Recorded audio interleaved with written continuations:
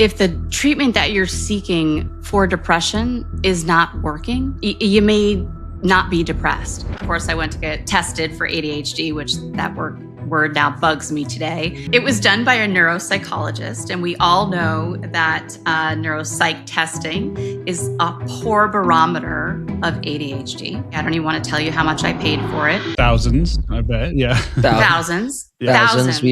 My pocketbook remembers. Yeah. Here's the thing. Can we do it together? Yeah. Oh my God, yes. Please. Okay, awesome. Feet on the ground. So I just want you to breathe in for 4 seconds, and I want you to exhale for 6.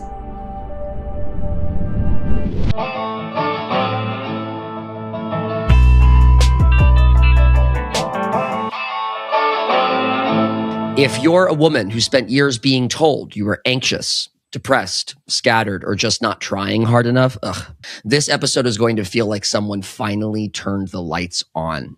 Heather DeAngelis is a Columbia-trained therapist, ADHD specialist, and someone who lived the late diagnosis experience herself, and then made it her life's work to make sure other women don't have to wait as long as she did.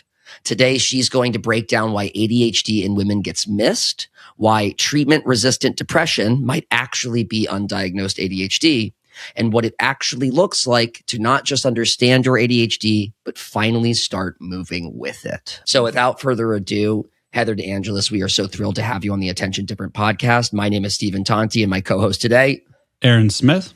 Awesome. So Aaron, do you have any starter questions to take us away? Sure. I mean, I think the first question, all of our listeners are probably curious, just what is your story and your relationship to late diagnosis? Tell us a little bit about how you got diagnosed and your own journey. Well, first of all, thank you guys so much for having me here. This is, as I said, I'm a newbie to the pod world, so I'm super excited to be here and just so grateful that you invited me. Wow, Stephen, that was a big intro. When you hear it back, you don't realize the incredible work that we all do in this space and how lucky we are to do it. My diagnosis, gosh, it's so funny because I just recently pulled it out, and it's amazing how clear it is to me now.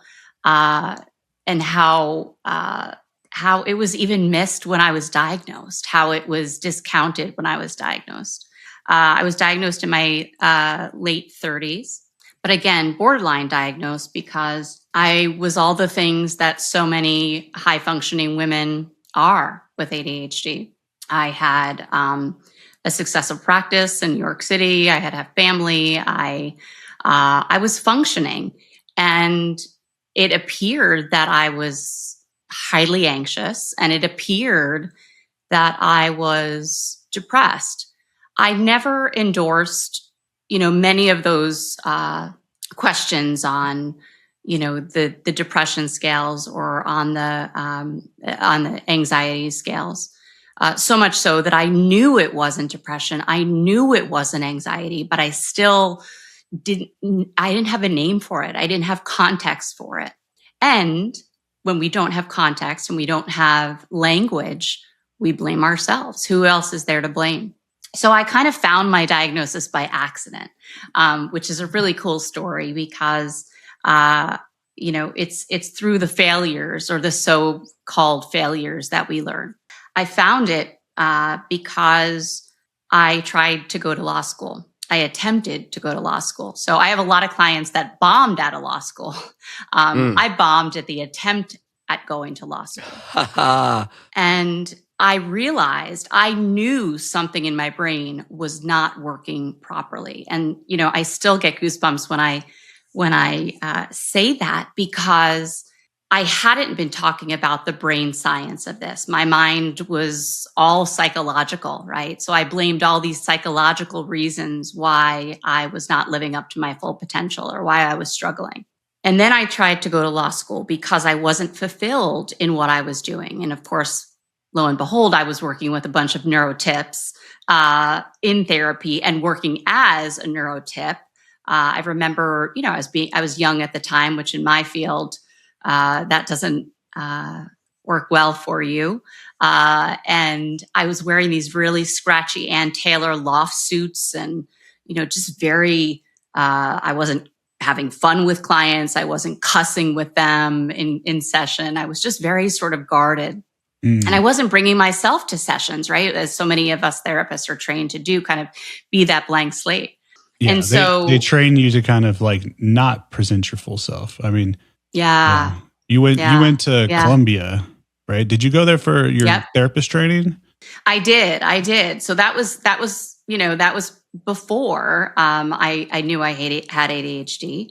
And we weren't even really taught anything. We're still not taught anything, right, in graduate school about ADHD. No. So anyway, I tried to go to law school, and I realized by sort of reading about what I wasn't inherently interested in, how my brain was not actually comprehending it. Like I actually felt the inability to access that part of my brain. Come to find out, that's exactly what working memory is, right? So that we can regurgitate that information back on the test over time, right?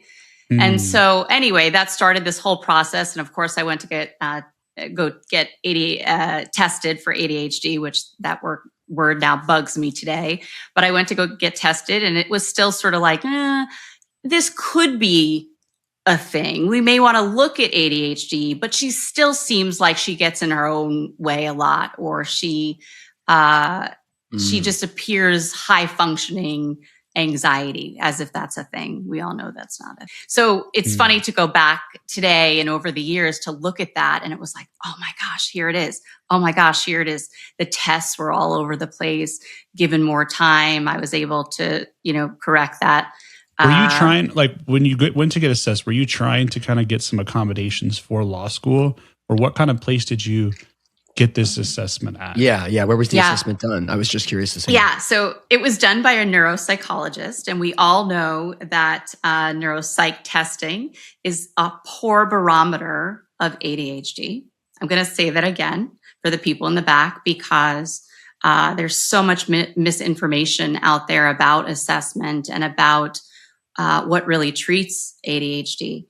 But it was done by a neuropsychologist, and I did the full battery. I don't even want to tell you how much I paid for it. Thousands. And I left thousands. My pocketbook remembers. Yeah. Yeah. And so what good is the report that you go home with? Because it would take another decade, you guys, for me to do my own homework, because it wasn't like, go try medication. This chick has ADHD. That's not what that report said. Right. What did it say? And so it basically said, this could be a thing. Like, this could be a thing. But it seems like, there are, attachment issues, which there are. There seems like there's sort of this long-standing trauma. There is. And this sort of sense of that, if we could just get out of our own way, then she would soar. She would do well. And that's also true as well. So many times what I hear from female clients in this diagnosis process, it's like they feel that there's something different. They feel like maybe they just don't have the right diagnosis yet. They haven't landed on it. But so many times when they try to go get help and get assessed by these professionals, whether it's a doctor, a psychiatrist, neuropsychologist, whoever they're trying to get diagnosed from, so many times they come back with a story of, oh, they just told me we have to rule out depression first, or maybe it's anxiety, or maybe it's due to my childhood trauma or these other things. And it's so unfortunate because, yes, we know that like a lot of people, not just women, but a lot of folks with ADHD do have co-occurring conditions, anxiety, depression, all these other things. But almost all the time, it's secondary. It's like because of the undermanaged and unmanaged and undiagnosed ADHD that's present, that all of these other things are showing up. And sure, trauma is a big part of it. Yeah, a lot of us have trauma, and that can exacerbate things. But it's so unfortunate that is like where women are missed, because these professionals are not believing them. I think they're just not even listening to them. They're not trusting them. Aaron, I think it's the not listening, and I'm sure Heather can speak to it, but the same blacklist of women and adult women is running through my head, and it's the same script every time. And what I'll sort of consolidate it in a lightly medical way here, but like, it's like diagnosing and treating the symptom of the thing rather than the thing. Right, taking an extra time to figure out what the thing is. As one of somebody who we love in the community, Dr. Roberto Olivardia says, right, the 800-pound gorilla in the room is the ADHD. You treat that first and watch all of the other symptoms step in line. Right, dissipate. Yeah. I believe, I'm a big fan of Russ Barkley, and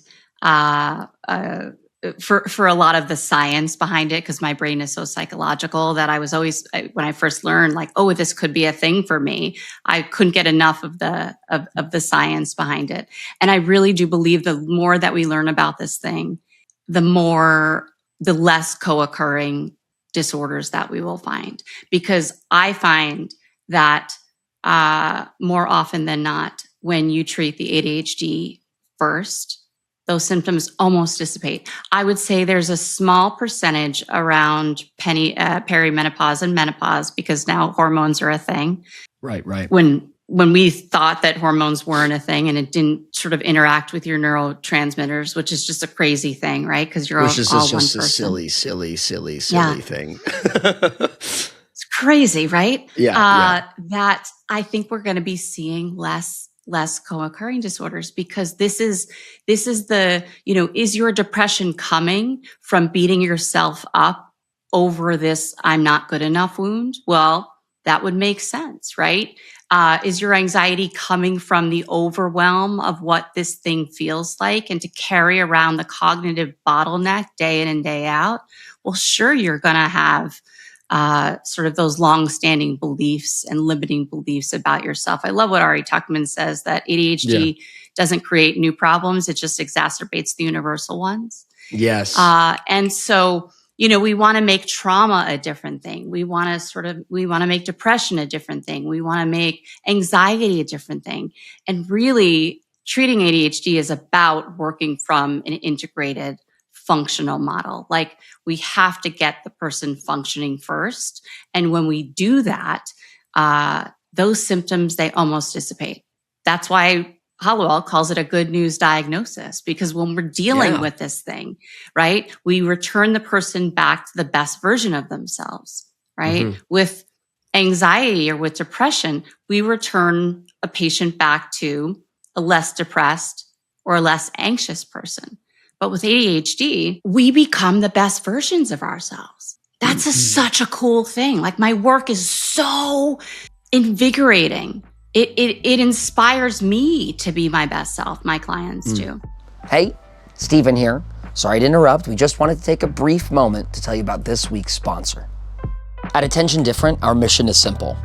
Offer ADHD adults proven practical strategies for living a more balanced, fulfilled ADHD life. And that is why we are thrilled to offer our latest course, Thriving with Adult ADHD. While other courses might focus on the pain and struggle of being an adult with ADHD, and we do not want to minimize that, this course is designed around accessible, relevant, and applicable techniques that address the most common challenges facing ADHD adults. Inside Thriving with Adult ADHD, you will learn how to better understand your adult ADHD and gain clarity about how your brain works. Regulate your emotions by developing strategies to manage your emotional ups and downs. You'll learn to shift your mindset beyond survival mode and instead focus on personal growth. Thriving with Adult ADHD features 2 hours of on-demand video, 10 downloadable resources, lifetime access to the material, and a satisfaction guarantee. Go to attentiondifferent.com/thriving to sign up now. That's attentiondifferent.com/thriving to sign up now. Hey, thanks for the quick break. Now back to the interview.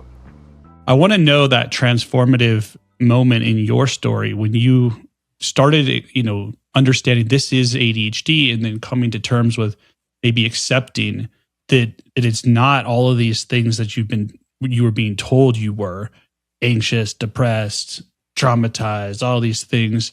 But it's like, yeah, but there's something else. And what's that transformative experience? Was there a moment? Was there a certain thing that happened?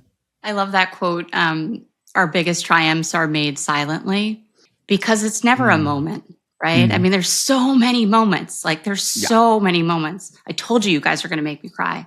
There's so many moments. I mean, you got to do the work, right? I mean, you got to do the work. And so I don't care who it is that you go to. But what I was going to refer to is when Stephen mentioned how we don't believe women. And I think that's a big deal, right? I mean, I heard it once said that we wouldn't need the Epstein files if we actually believed women. Yes. We wouldn't actually be needing, articles after articles about late diagnosed, high functioning women being finally diagnosed with this thing. It's so obvious. It's so obvious that our hormones play a role in this. It's just the nervous system trying to regulate, right? It's trying to sort of come back to homeostasis in some sort of balance so we can get through our day, so that we can not yell at our kid, so that we can not be dysregulated. And here's the thing, I don't have a lot of people that come to me and say, I think I may have this thing, and they don't. I don't know who we're talking about.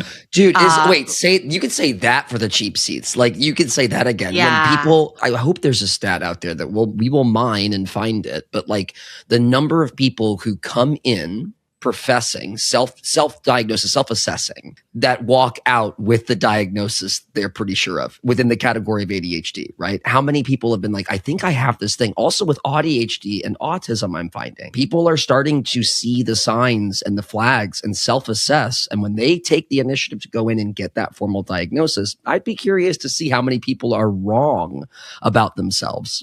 Yeah, I think it's changing, right? I was on a panel for the ADHD SIG ABCT conference last year, and as the lived experience, not as an ADHD professional, which I thought interesting.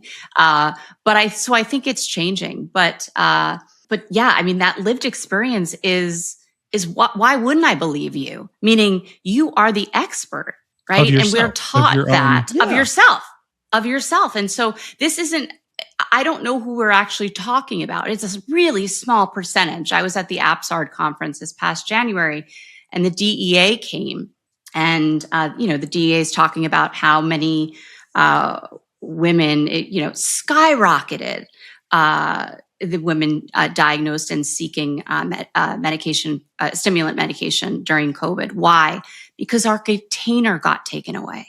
Yeah. When our containers get taken away, when we don't have structure, when we don't have routine, and even saying the words still today, and I talk about this with clients all the time, it starts to ick me out, the structure and routine, but we need structure in order to push against it, right? And so I started to think, okay, well, women's containers got taken away. And then the DEA posed that to the medical prescribers, that most of the people prescribing those stimulants during COVID and thereafter were nurse practitioners. Now, we won't go into but who make up the majority of nurse practitioners? Females. It's all coming together. Right? It's all coming together. Right. And I'm not even that person. I'm not even a big this is a male, female. But we need to look at psychiatric nurse practitioners. I think it's just nurse practitioners across the board. No, it's in general. Yeah. I remember the same. Yeah. Nurse practitioner in general. I don't think they differentiated. But there's, they have their own sort of, back and forth, whether in terms of territory, right, with this thing, because it occurs to me, the irony is not lost on me that ADHD therapy or therapy for ADHD has never been a thing. That's interesting, right? So I think they have their own sort of kind of NPs feel psychiatric nurse practitioners are kind of getting the lion's share of this, but I don't think they differentiated. For that study. But it was just really interesting because the DEA was so, concerned about these people that are seeking stimulants and sort of, or using it to study all night. Not my experience. I don't have people that are, And how is that different than I'm depressed? We believe the depressed person. We don't have, neuropsych testing for people who are depressed. I'm anxious. We believe the anxious person. Why don't we believe the lived experience, right? Like, Yeah. I'm not so sure. I mean, we can debate this whole superpower thing until the cows come home, but it's just interesting to me. Like, there's not a lot of people that are coming in saying I have ADHD and don't, or I have odd ADHD and don't. It's not a thing in my experience at all. Yeah, we overcorrect, actually. There are articles that suggest it was back in 2008 to 2012, I believe, and I'll find those dates to get more specific. But in the UK, there was a spike in suicidal ideation, self-harm, etc., amongst misdiagnosed folks who were diagnosed with depression or anxiety and given meds that were no bueno in that regard, because it's not what was going on. And it's, the sort of an age-old cliche at this point, like no one goes to the therapist when they're happy. Kind of a old cliche, but like that, to your point, we so accept the narrative or the allegory of the depressed person or the anxious person that we even overcorrect. And this seems to be a fallout from it. I had a client recently, a new client, come in, and they told me a story about how they were misdiagnosed and they were in college and they were struggling with keeping up with everything. They were outside of their home environment. So again, that the importance of the structure and things the container provided at home, that container. And they went into one of the university facilities there, therapy place, and they were telling them about all these things, how they're struggling, and they, were using some marijuana and they were doing other things to try to like kind of deal with self-medicating, deal with some of the problems that were going on. And of course, their grades were slipping. And of course, they were feeling really bad about themselves. And instead of looking at it through the lens of this is situational depression, this is because of their perceived failures of school, that they're having all of this cascade of symptoms, the person looked at them and diagnosed them with bipolar and then put them on a very high, very intense medication that then took them years to have to taper off of and get off of.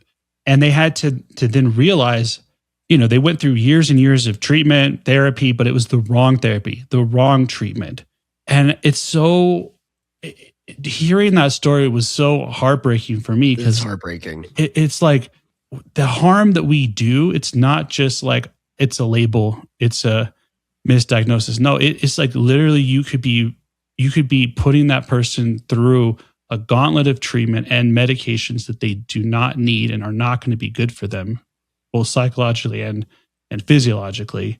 And all we need to do is actually just believe people, listen to them, hear them, and not kind of superimpose this view. So I hope for some of there's any medical professionals out there, any clinicians out there, I hope you're listening, because if you do not know how to differentiate properly between these various conditions, and you don't know what the signs and symptoms are with ADHD and how they present differently in males and females and across life stages, then you need to go get some extra training in that. Yeah, Heather, I have a question along this line.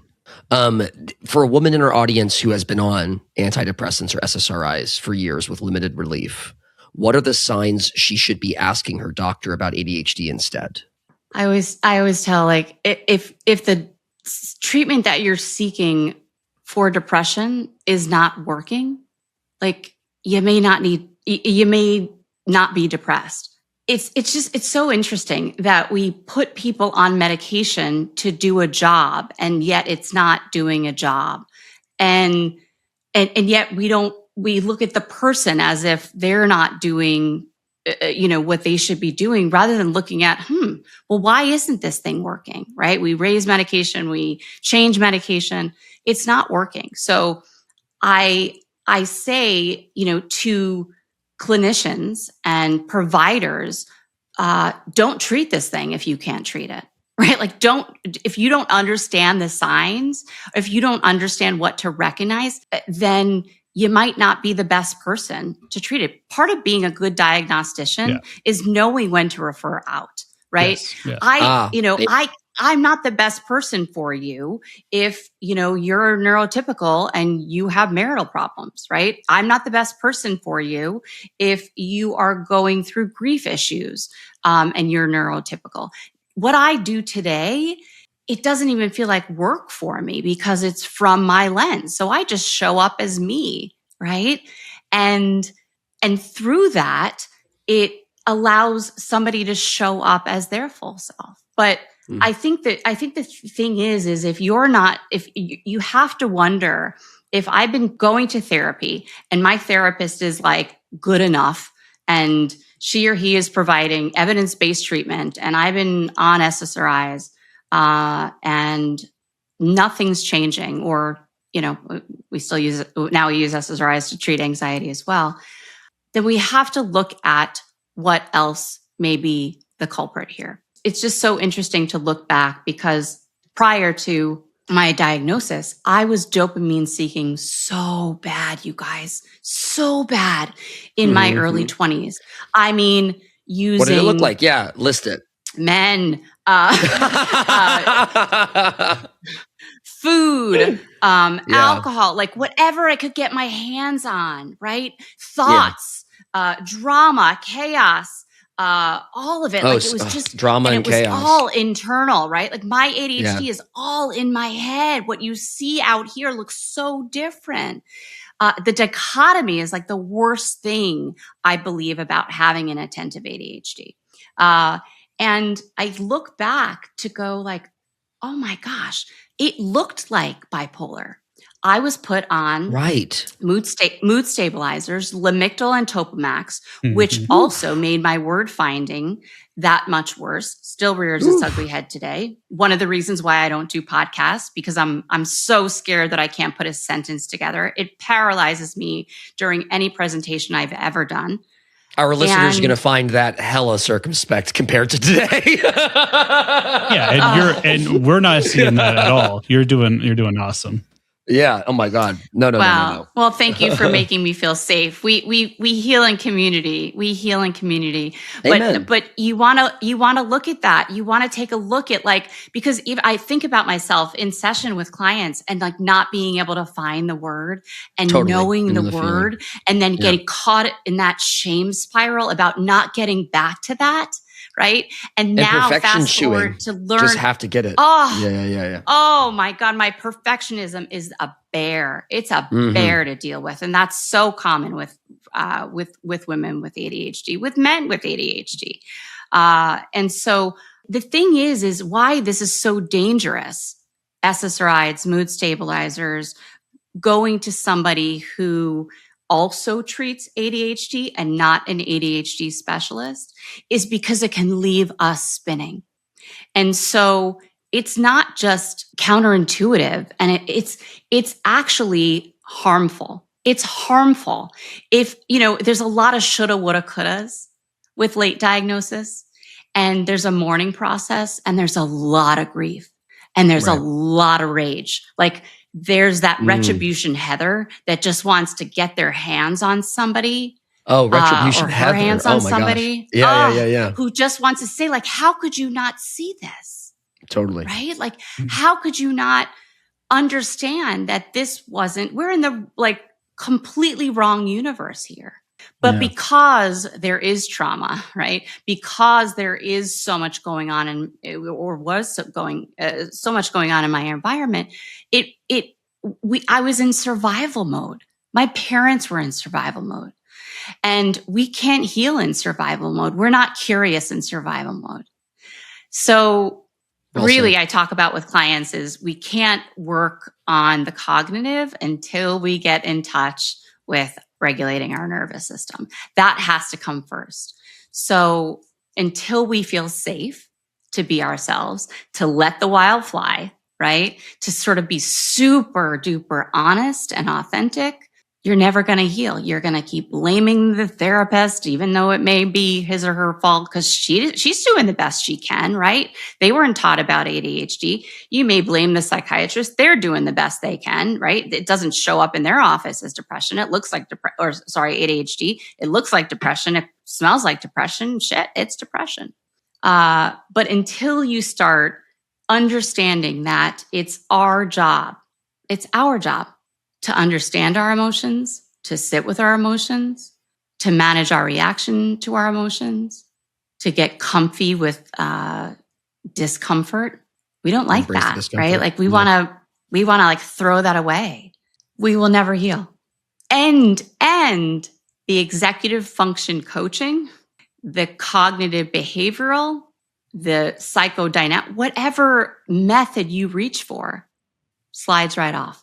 It doesn't stick. It won't stick. What's the difference between like processing or releasing in kind of ADHD treatment? Yeah. I love when Aaron and I are on the exact same wavelength. Thank you, Boo. Yeah. I love that so much because there needs to be, I think the self-help, self-improvement, psychiatry, psychology field really has done us all a disservice, right? Because when we're verbalizing, right, when we're talking about our feelings, and as gentlemen, you'll understand this, right? Like, talk about your feelings more, guys, right? Like, let's talk about our feelings as if that's the gateway to healing. And oftentimes when we're talking about our feelings, we're not feeling our feelings. So processing for ADHDers isn't actually doing, right? So we know this, right? It's like this is not about verbally processing. Cerebral, not right? felt. Yeah. Exactly. It sometimes feels like it can add to the dysregulation, right? It adds to sort of the noise that we have in our brains. And so what I like to do with clients is really get them functioning first, right? We don't start at maybe acceptance. We start at commitment. How can we break down that commitment or that action or that step forward to then release some of that after the fact? But really sort of the doing is where we need to go first, because that's where we mess up, right? We are going to mess up in the execution of this thing, not sort of the wanting to do it or, believing that we can do it. Sometimes that's there because self-mistrust is the number one schema, right? Or story about ADHD. But there's so much juice in the actual doing of it. And really the execution comes first. Thank you. The action comes first. And then we can find motivation. Then we can start to process what that experience was like for us. What is that? Right? What does that look like? Yeah. So for a listener who's thinking about this and is like, yeah, I get that. So we're talking about feelings and I may know all this stuff intellectually, but how do I actually go about feeling those feelings? Here's the thing. Can we do it together? Yeah. Oh my God. Can we do it together? Okay. Please. Okay. Awesome. Feet on the ground. I'm super duper simple because I think that mindfulness gets a bad rap. I don't even understand it. Meditation is just even worse. It's super duper simple. So I just want you to breathe in for 4 seconds and I want you to exhale for 6. Inhale for 4 seconds. Exhale for 6. Inhale for 4 seconds. Exhale for 6. Inhale 4. Exhale 6.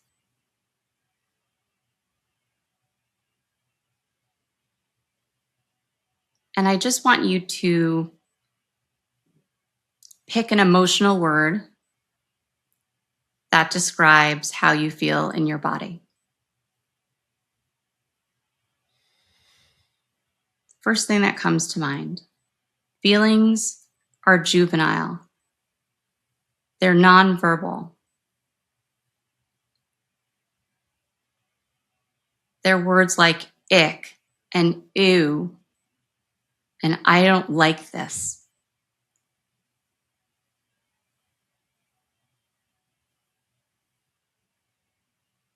They're words like joy and excitement and scattered. Most of the time,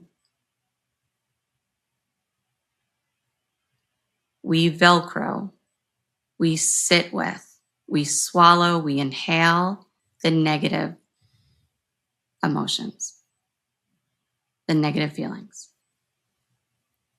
So I tell clients, name it to tame it.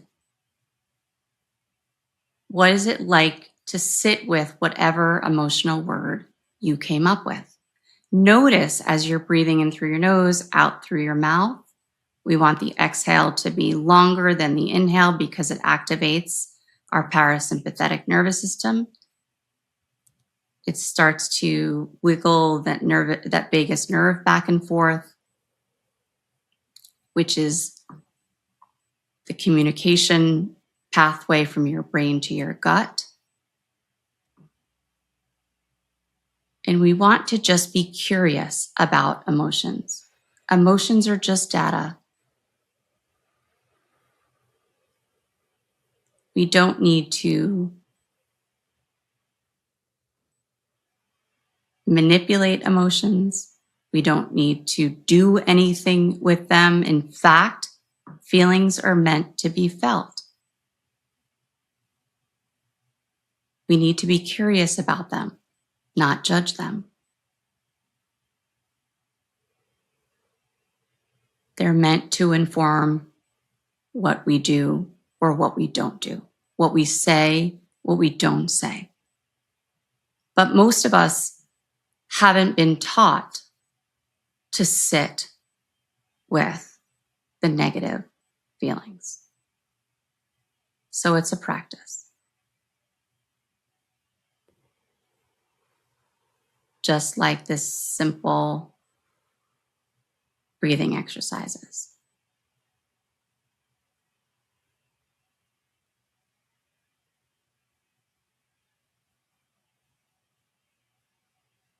So when you're ready, you can open your eyes. I think what's really important about feelings is it's natural. Humans want to do something with that feeling rather than actually feeling it. And when we feel it, that feeling starts to dissipate. It starts to change. The intensity starts to lessen. I start to feel it move throughout my body, right? And that's exactly what managing our reaction to our emotions is all about. It doesn't mean that anxiety turns to calm. It doesn't mean that sad turns to happy. It means that when sad things happen in life, I got me. Mm-hmm. I can get through this. It means that when I'm disappointed, I don't get to be proud. But then when I start to feel disappointed, that's all disappointment wants. That's all it wants. It just wants a seat at the table, right? When I feel afraid, I tell my daughter all the time, good, you should feel afraid. You're about to jump some large animal over a, 3.5-foot fence. That's scary. Mm-hmm. Brave is doing afraid, right? It's leaning into this may not go okay, right? I don't want to feel vulnerable. My mom at 82 is dating this new guy. Like, she's like, I don't want to feel that, right? Like, I don't want, right? Go mom. Go mom. She's so hot. I don't want to feel that. I really like him. I'm obsessed, right? Like her attachment, is triggered her. All her stuff is coming up. Like we don't want to feel those icky emotions. She just wants to stay in the excitement of it all. We have to choose, right? So acceptance is the step. And it's the step that most cerebral clients of mine, most type A's, most people with overactive brains, right? Not just ADHDers, people who are anxious, people with PTSD. We want to skip over because we want to stay in our heads because we're comfortable there. Mm-hmm. But if you're in your head, you are dead with emotions because they don't live in your head. You have to go into the body. If you want to be a non-anxious person, if you want to live a mystical life, if you want to live your dreams, you cannot do that by separating your head from your body. You have to actually incorporate it. You have to be a full human, a full person. Yeah. Integrated. So stop throwing Integrated. away. Absolutely. Yeah. Stop throwing away the negative stuff, because if you numb or dumb down the negative stuff, you also have to do that with the positive, right? So, which is why a lot of women get misdiagnosed with bipolar, right? Because we're dumbing down sort of this long-standing, no one's believing me, but I know something's up here, right? We play it small. We don't believe ourselves. We don't trust ourselves. But something happens when you start looking at the whole person, when you start living your full, authentic self. It doesn't mean that you're not anxious, right? I was so deathly afraid to say yes to you guys, but I was like, universe is calling you, Hev. Universe is calling you, and you need to either move or you stay stuck. So those are your choices. And ADHD rearing its ugly head. Mm-hmm. I forgot my train of thought. What was I saying, guys? I lost it, but I'm so glad it happened. Well, I have something for you that I think will stimulate it, because I got a little emotional there after. I mean, always after a breathwork exercise, as Aaron knows. I'm a pranayama kid myself, and I'm going to just echo it at first. Letting disappointment have a seat at the table, or letting feelings have a seat at the table. I think this is a profoundly important point for ADHDers, especially adult ADHDers, to chew on. To sit with, if you will. Embrace the discomfort. Embracing the discomfort. I come from a modern family, just as cliche as the rest. We avoid and fear and are terrified by discomfort, right? In any possible way that we can. If someone is uncomfortable, you work in direct opposition to it, rather than letting that thing in the room, rather than sitting with it, chewing on it. I come from a family that never would, in fact, would run very far and fast away from discomfort and create boundaries and invisible walls and jail cells, ultimately, around ourselves to protect us from discomfort. And it does not work. I will tell you from firsthand account, it absolutely does not work.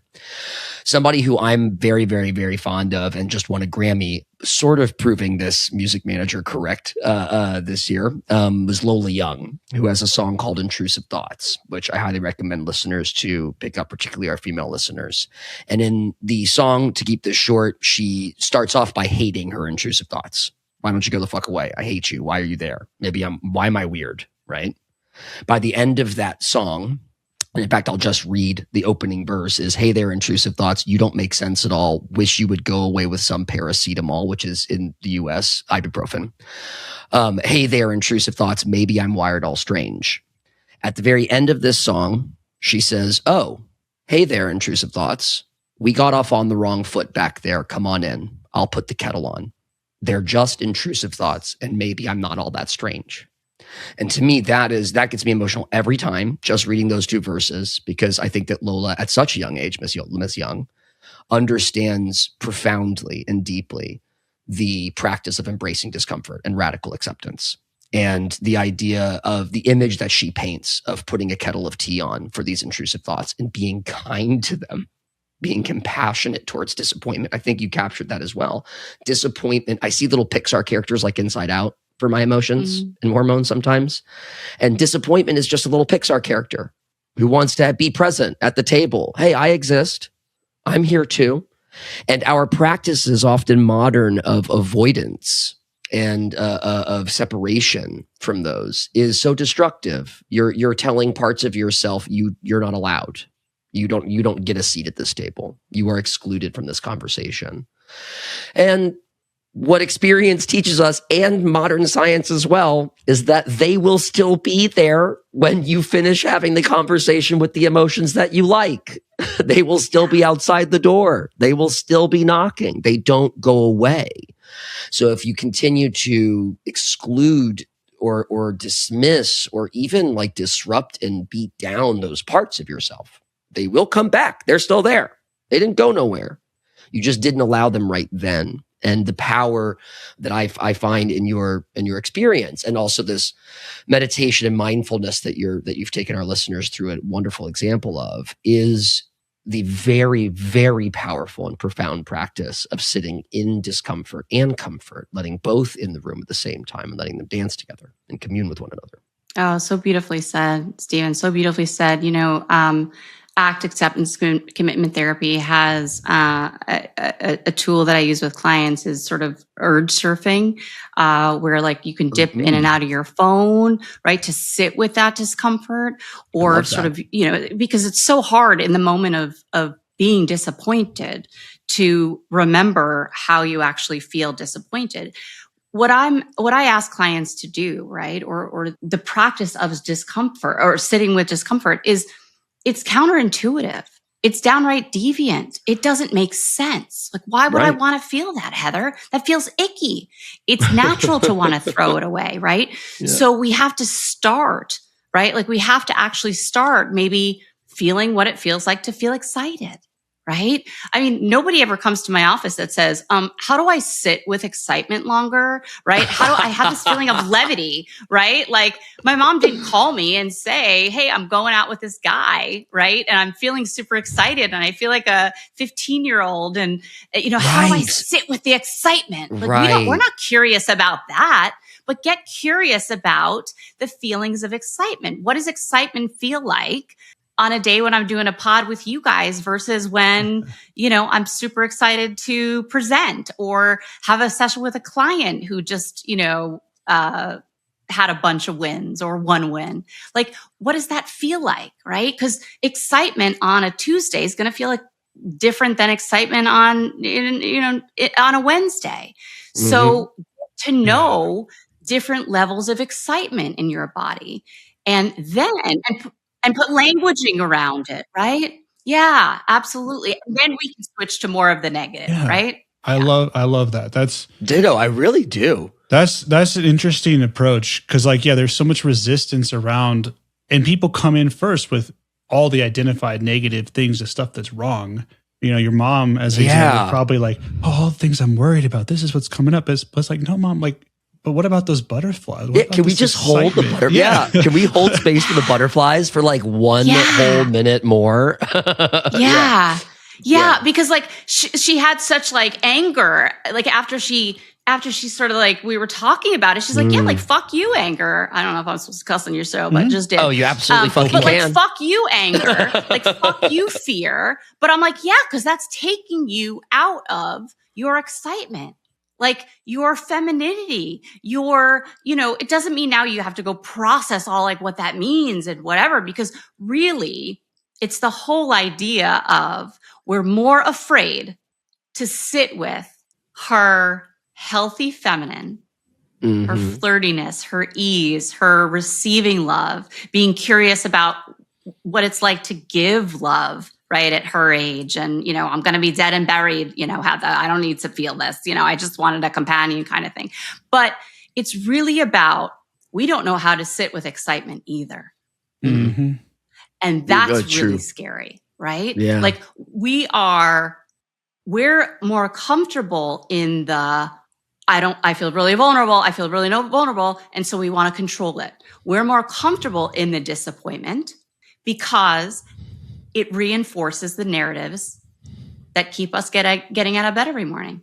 And so when we want to change that, it's like, I'm curious that I'm not allowing myself, or curious about how this positive feeling feels either, because that's the real true shift. The shift isn't how do I get more comfortable in the anxiety, really. It's to be as curious as with that it is to be like, am I really allowing myself to feel pride?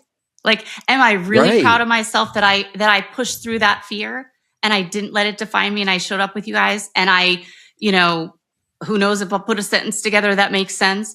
And, I lost my thought and, it's gone. It doesn't even matter. And because there's so much juice, there's so much data in all of those mess ups, right? Like we need to use them in our way, to not to perfectionism, right? Not to sort of get to this end goal, but to also highlight where we are proud of ourselves, where we do feel excited, but we're not allowing ourselves to feel that anyway. And that's why we have things like anxiety, That's why we have things like rumination, because it does a really good job keeping us from feeling. A really good job. And by the way, so does food. That's what I was going to say, by the way. Yeah. Food for women and females with ADHD, the reason why there's so much overlap with food issues and ADHD, it numbs us. Totally. Right? It numbs us. It provides a guard. It's like a source of emotional regulation. Right. Absolutely. Absolutely. And for men, oftentimes marijuana. Right? Oh, yeah. Oh, yeah. Because we're just trying to calm the overactive brain. We're trying to get an interruption, right? Yep. Most of the time, some of the time, our calm, we don't want calm, right? Calm's not what we need. When we need to, when we're moving houses, we don't want we don't want to feel calm, right? We need to jump into action when we need to execute. Totally. So yeah, it's, we're just trying to sort of get to this homeostasis part rather than coming back to the self. I love what just happened here too. I want to kind of like in a meta way, like point this out. It's like you showed up with courage into a space, being here with us and being vulnerable and embracing that challenge. Mm-hmm. And then your worst fear did happen. You lost that train of thought.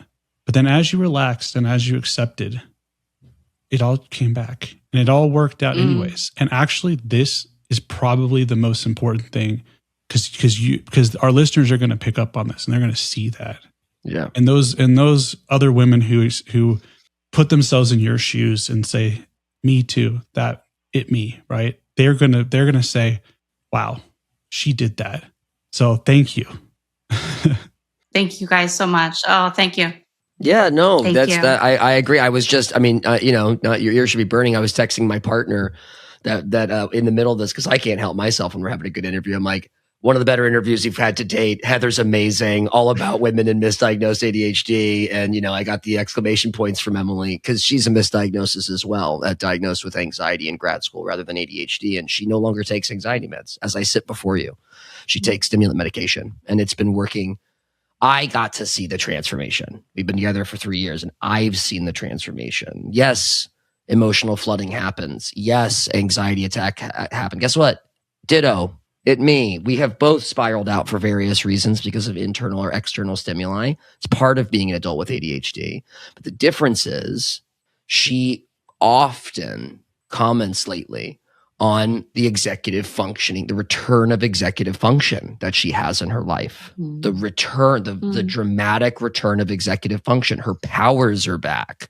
I'm not saying superpowers. Our natural powers, her natural powers are back and not being fucked with by a misdiagnosis, a mistreatment of something, a misdirection. She's been given the tools that help actually. And I've watched an overall calming, right? Broad strokes. The curve has flattened over time. Yes, we have spikes, but the curve has flattened over time. And you can see the regulation, right? Once the 800-pound gorilla is treated. I'm with Aaron, man. Like it's a very strange sensation to sit and talk about sitting in a feeling. The conversation that we're having on top of it seems so obvious to us in a small t tragic way, but it isn't. Like it's just, you walk back out into the world after this interview and people are still blinded. We're still terrified and angry and upset trying to figure out what the fuck is going wrong. It can be this simple: breathing, full night of sleep, a correct diagnosis, believing women, for Christ's sake. It's 2026. The amount of women I know with endometriosis who took 20 years to get a diagnosis is absurd. Working with it, sitting in excitement as well as frustration, anxiety. I mean, oh my God, do we not talk about enough taking and holding space for good feelings and good vibes? Hey, drink this in for a second. Don't rush to the next thought. Don't rush to the next thing. And do it when you're sad too. These are like things that are highly accessible for everyone. And I'm sitting in the feeling of deep and profound frustration and urgency is what I'm sitting in. The simple actions, yes, they sound simple, but they're also the hardest sometimes to do. Yeah. Right? The idea of just breathe, just sit with it. Don't do anything. Don't push back. Don't try to, rid yourself of that emotion. Get it out of your system. Like, just be with it. Like, of course, that sounds so simple, but it is the hardest thing to do, especially for an ADHD overactive mind that is always wanting to jump to the next thing, seek the next dopamine automatically inducing activity automatically. Yeah. I think when we do this work, we have to up the ante on self-compassion. We have to. That's a non-negotiable. We have to. And that doesn't mean that now I can, throw my shit everywhere and blame everyone. That means like taking accountability when I'm about, to do this like sort of transformative work. I used to say that I hated being intense, right?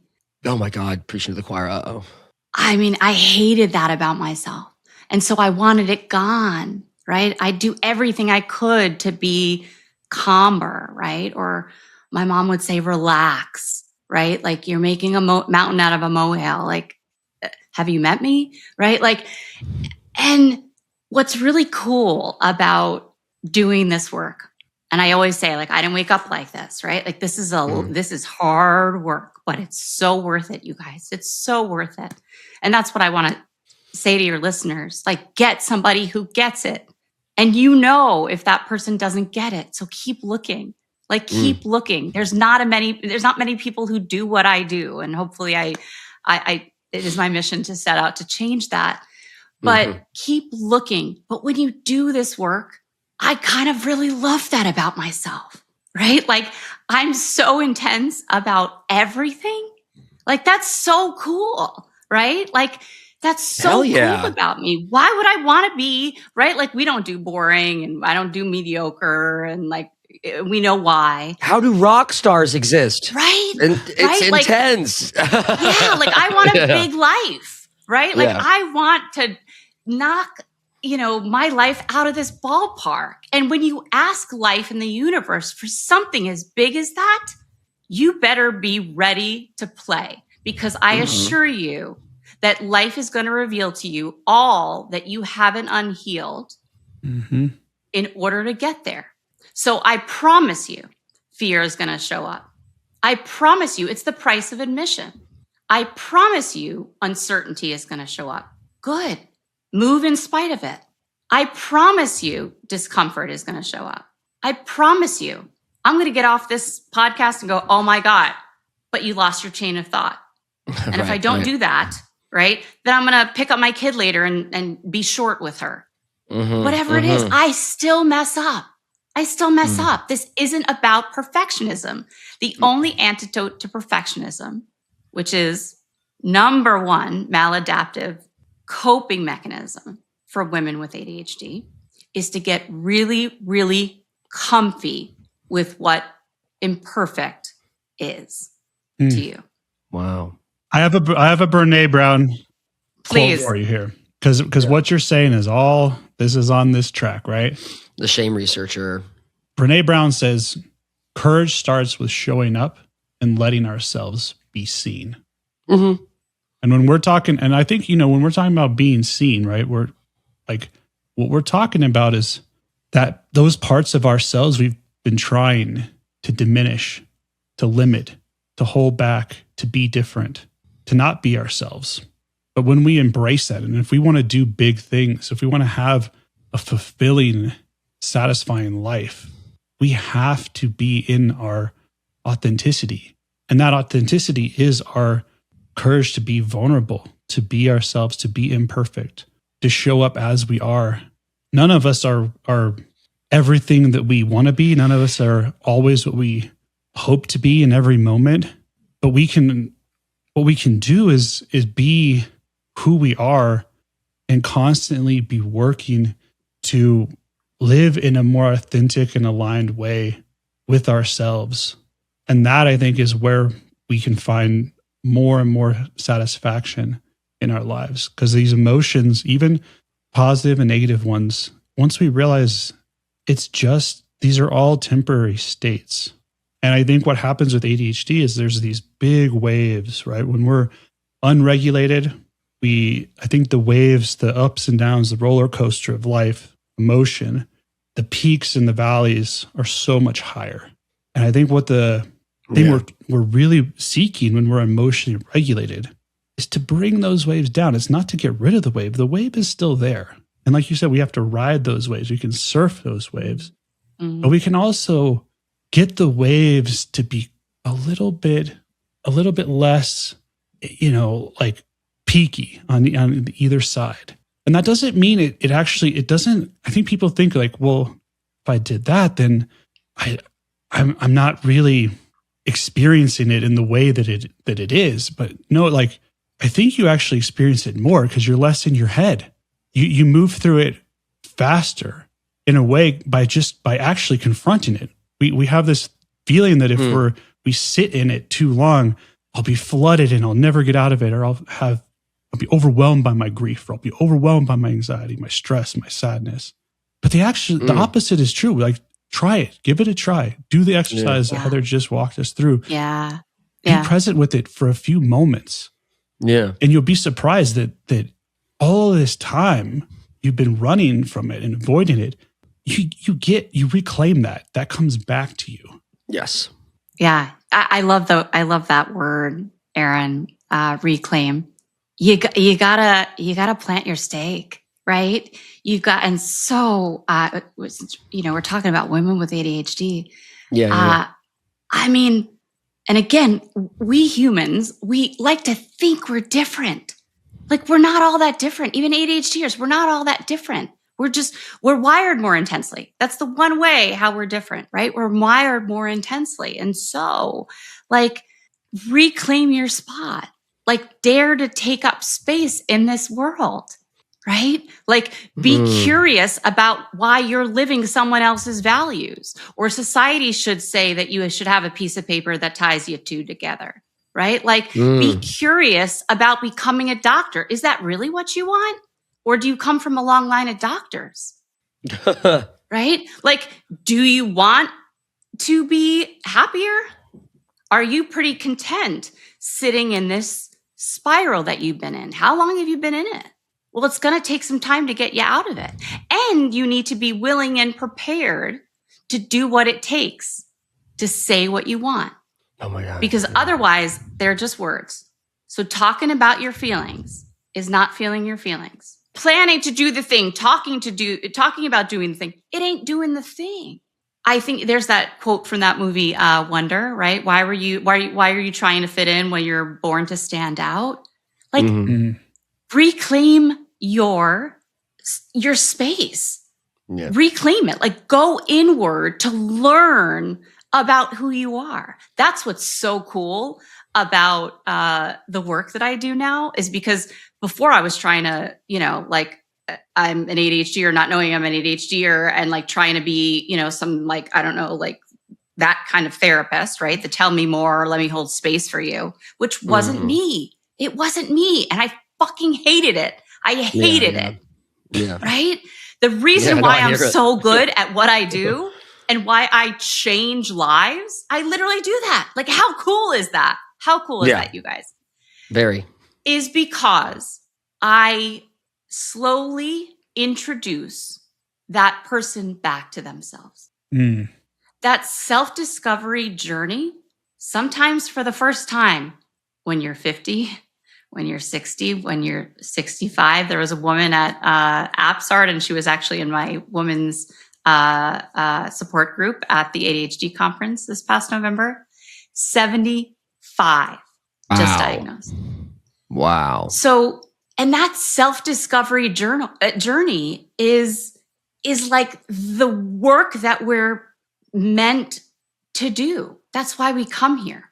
So I always say your purpose isn't discovered. Like, you can't get it through a drive-through. Go out and try some things. Like, get it wrong. Go to law school. Try to go to law school. Different structures, different routines, different parts of the world to live in. Go try some shit, and you will see what you like and what you don't like. I want to pause at go try some shit, because I've never yet heard a better button to end on after so much poetry. Because that's the punk and rock star in me, is that I'm thinking of the graphic tee that's like Heather DeAngelis, go try some shit. Go try some shit. Merch. Try some Merch. merch. All right. Well, we are at the end of what I can say confidently is one of the better interviews that we've had. Like really powerful nuggets of wisdom and supercharged, like directional information, like stuff that people can go do something with, including and not limited to an actual little meditation moment, a mindfulness moment that we all did together in the middle of this. What an episode. I know that Aaron, I speak for both of us, that we are so fucking thrilled, Heather, to have had you on today. If any part of you is saying that that you weren't enough or too much, then you tell them to fuck right off and then go pick up your beautiful kid. Where can people find you? You run a talk group with women only. You've been in corporate America for many years. Like where do we find Heather DeAngelis? Where do we find your work? So I've been doing ADHD specialized work for a number of years. So my work, my practice today is ADHD and related disorders and challenges. And I am in the process of starting after these 3 conferences back to back.